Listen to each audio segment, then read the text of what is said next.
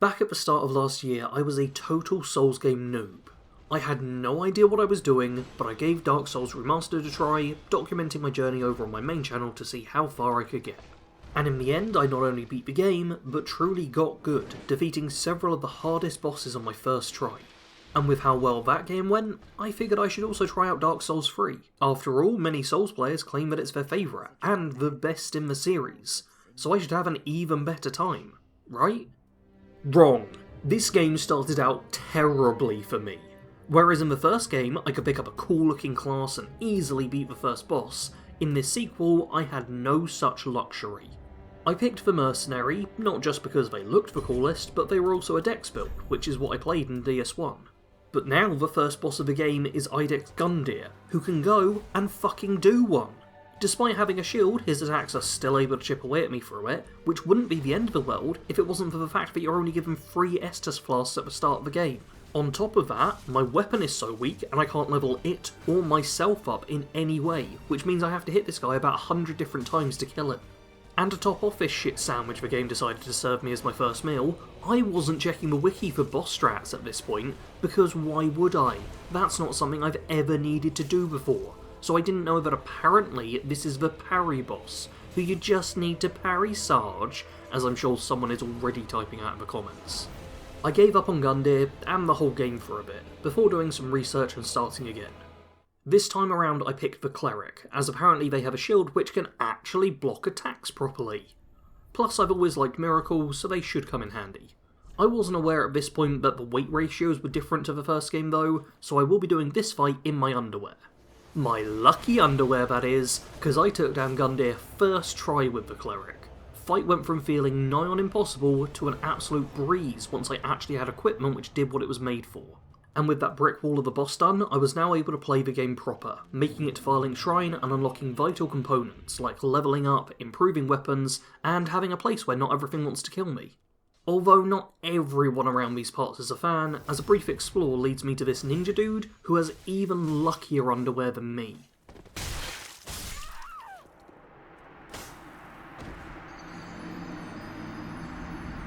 I don't give up right away, trying a few more attempts before this happens.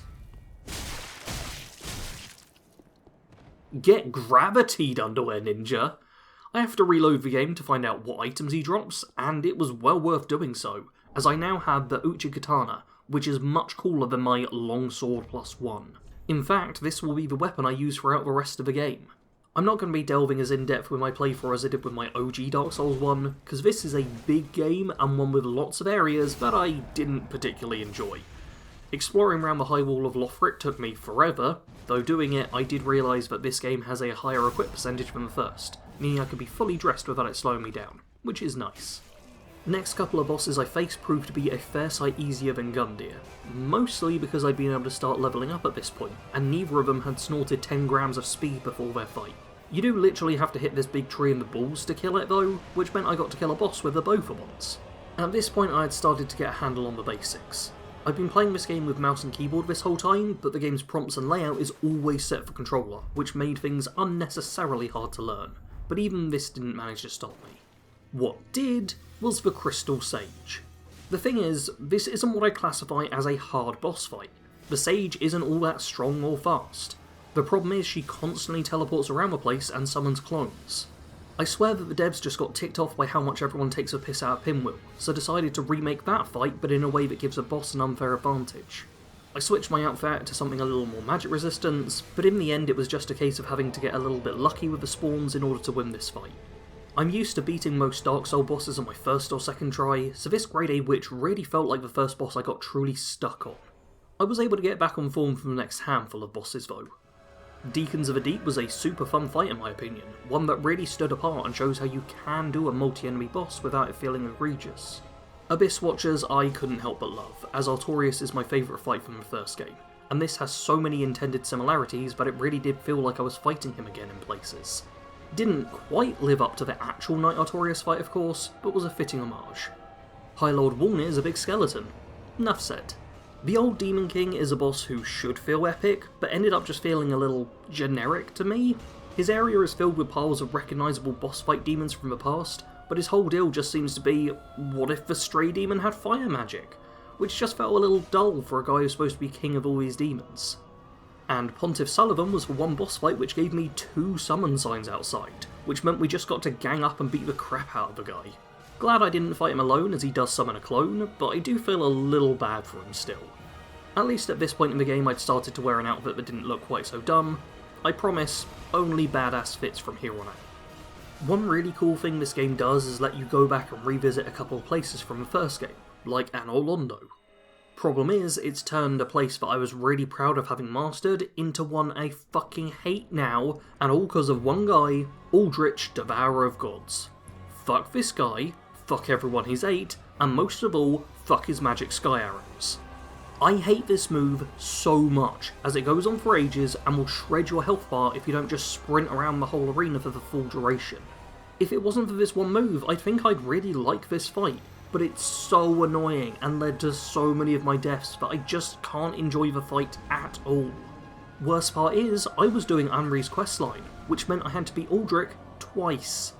Fine, he's out of the way though. The other boss you need to kill in this binary section of the game should be much nicer. Yorm is a boss without any stupid moves like that, plus I spent ages completing Sigurd's quests, which means he can join me on the fight. I read up on the wiki that the Onion Knight can actually make this whole thing trivial, so should be no issue taking the big guy down first attempt. Of course I do first have to equip the Storm Ruler, which isn't made easy by the game's menu system, but I think I managed it admirably fast.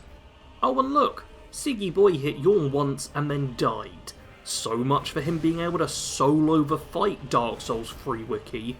God, I miss the Dark Souls 1 wiki, it's so much better.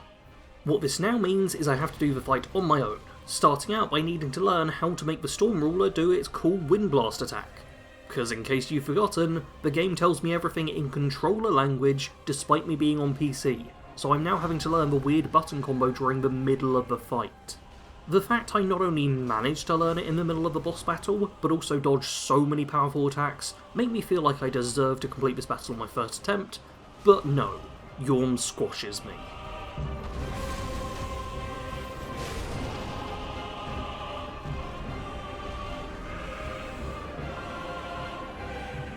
Takes me a few attempts in the end, and I even end up doing a little more side quest stuff between attempts, but eventually I am able to take the big guy down, no thanks to the Onion Knight I spent multiple hours of the game saving.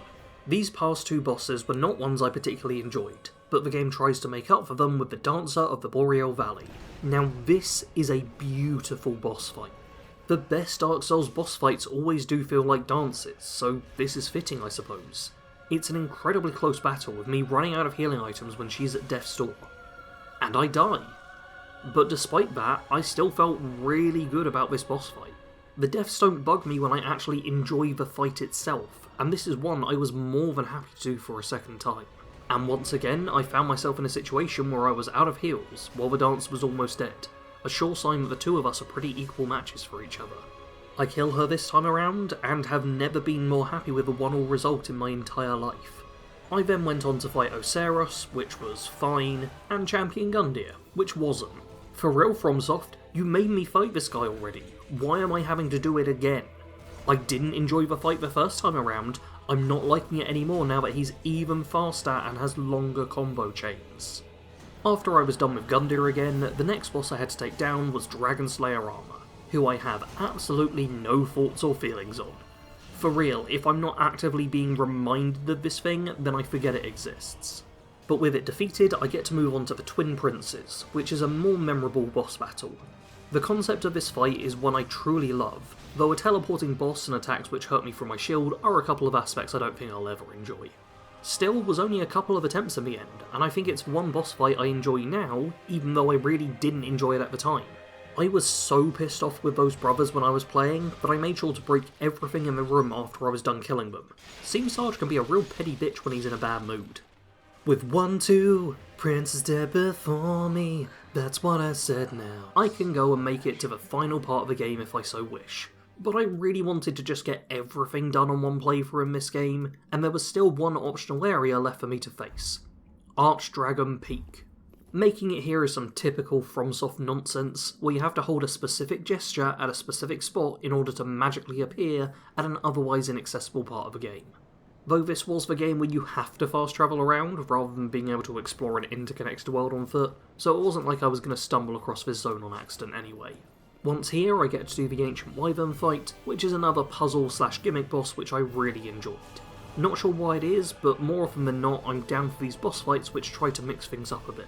That boss may have been easy for me to take down, but Archdragon Peak as a whole was no walk in the park. Or should I say, walk in the peak? Ha ha ha. No, I shouldn't, because this place fucking sucks. I hate it here, and I'm fed up with every enemy being a top tier turd. Problem is, at the end of all these horrible enemies is a boss battle. One of Fame difficulty. The Nameless King. And because I'd been messing around and finishing off character quests during this, I end up fighting him as a weird human-dragon hybrid, which doesn't work out too well for me. Don't worry, I'm sure things will go much better once I've got my clothes back on. So this boss is rightly viewed as the hardest base game battle. He's an absolute piss take, with crazy mobility, devastating attacks, and a second phase. That's right, I didn't get the boss name wrong, it's just the first half is the battle where you're fighting his bird-looking dragon, the King of the Storm. And once you finally kill it, you have to face the Nameless King on foot, where he somehow gets even stronger. Now he gets combo moves which seem to stagger me, even though I'm wearing the chunkiest armour I can find.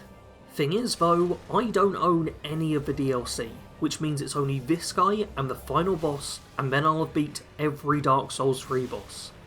I can't just skip ahead to the final boss now, not after having done so much other optional stuff. I have to win this fight. So I do. I put on my coolest looking outfit and practically speedrun the first phase, having fought it so many times that it's now just a routine. And then for the second phase, I run away. That's right, I run away. Turns out the Nameless King can't chase after the player, so by keeping my distance I'm able to avoid his nasty combo moves, instead just having to deal with wind blasts and the occasional spear thrust when I do get too close. I just use my trusty longbow and chip away at his health bar for 10 straight minutes. Turns out that even the cheese strategy I'm using isn't exactly the easiest to win with, but I manage it nonetheless, getting myself an achievement which only more than a third of all Dark Souls 3 players have accomplished. Becomes a lot less impressive when you realise that, but it's not my fault that a third of the fanbase are masochists who only want to suffer. But with that out of the way, I can now tackle the final boss. It's time to take down the Soul of Cinder.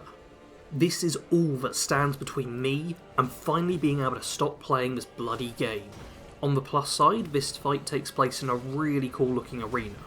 On the negative side of things, the Soul of Cinder apparently uses a wide variety of player moves from the different classes in the game. If you play a bunch of PvP, then you probably know how to deal with all these strategies, but I play strictly offline, so I'm suddenly having to learn about 7 different movesets all at once. My defensive playstyle may be good for getting first tries, but it's a hell of a lot harder when I'm having to memorise 100 different moves. Despite this, I give the duel everything I've got, using up every one of my Estus flasks and all of my resolve, before finally wiping out the Soul of Cinder's health bar. And then phase 2 starts. Bugger this for a game of soldiers, I thought I was done with the game. Why are you doing this to me, FromSoft? I thought it was over! But no, I was only halfway through the battle, and then get wiped out a couple of minutes later. Unfortunately, this isn't a boss fight I managed on the second attempt, even with a bit of knowledge under my belt. I can't beat this guy that easy. I die to him again, and again, and again. I'd already warned Finn my patience tackling the Nameless King, but now I'm having to go through that journey all over again, and I just can't be fucked. The thing is, with the first Dark Souls game, there was a point where it all clicked for me, where I went from having a bad time and struggling to finally finding my tempo and really enjoying myself. But that never happened with this game. I'm on the final boss now, and I've still not got into a rhythm with it all. The only reason I want to beat this boss is so that the game is over, but I just can't do it. And after one too many deaths, I give up. I gave up on Dark Souls 3. I knew that with enough attempts I would eventually get lucky and beat him, but I just didn't care enough to keep trying. And that was where this video ended, back in August of 2024.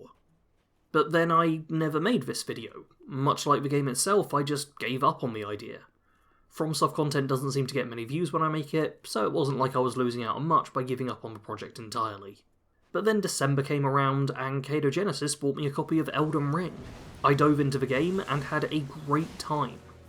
Sure, the video I made on the game didn't do particularly well, but I was still having a blast playing through it all. Dozens of great boss fights, a bunch of interesting areas. Elden Ring is a great game, one that I'm still enjoying to this day. I enjoyed it so much that I figured I should go back and give Dark Souls 3 one more chance. So back I went. It had been several months since I last played the game at this point, so it should be no surprise that Solar Cinder draws first blood. But then something interesting happened. I started dodging every attack. I was so well trained on Elden Ring that the timing of these sorts of moves finally felt like it was second nature to me. I had finally found my tempo. I had my stumbles with the first phase, but this was my first try at a boss I hadn't faced since last year, so that's understandable. But after 4 minutes, I was able to drain that health bar and make it to the second phase. And this is the part where the beauty of the fight really starts to sink in. So rather than talk over it all, I'll just let this beautiful battle play out.